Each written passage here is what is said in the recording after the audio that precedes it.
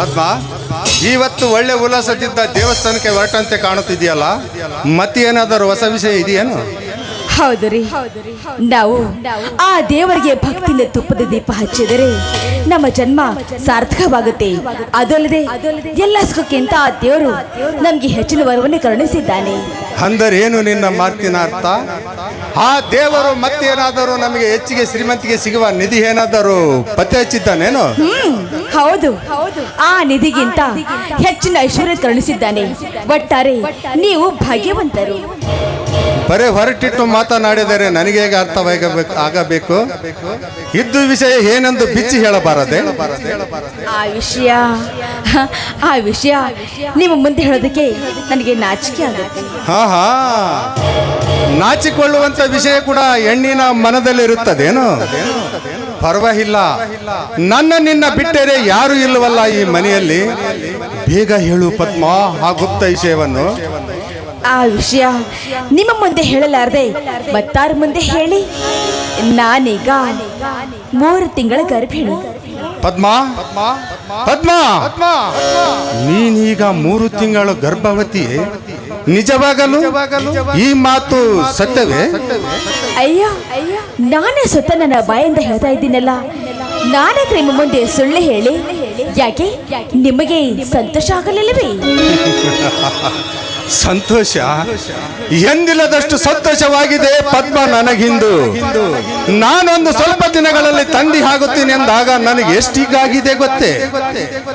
ನಿನ್ನನ್ನು ಹಪ್ಪಿ ಮುತ್ತಿಡುವಷ್ಟು ಉಲ್ಲಾಸ ಹುಕ್ಕಿ ಹರಿತಿದೆ ನನಗಿಂದು. ಇದೇ ಸಂತೋಷದ ಸಮಯದಲ್ಲಿ ಒಂದು ಪ್ರೇಮ ಗೀತೆ ಹಾಡು ನನ್ನ ಚಿನ್ನ.